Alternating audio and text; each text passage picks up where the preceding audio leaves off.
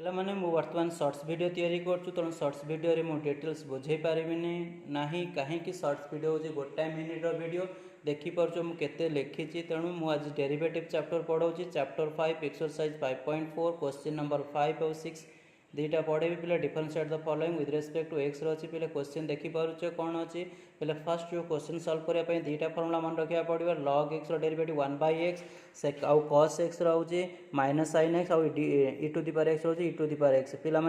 जापर second question 6 number question को देख 6 number exponential function अच्छी पे एक्सपोनेंशियल फंक्शन सॉल्व करने बहुत इजी देखिपुचे ना ना तेणु ये किसी डिफिकल्ट ना प्रॉब्लम सॉल्व करने पे देखिपुचे ना ना मुझे सॉल्व करी ओके तुम्हें निजे क्वेश्चन लेख और निजे सॉल्व करने को चेष्टा कर ठीक अच्छे thank you for your watching please like and subscribe पे रीडिंग करूनी कहीं शॉर्ट्स वीडियो तैयारी करुँची ओके थैंक यू।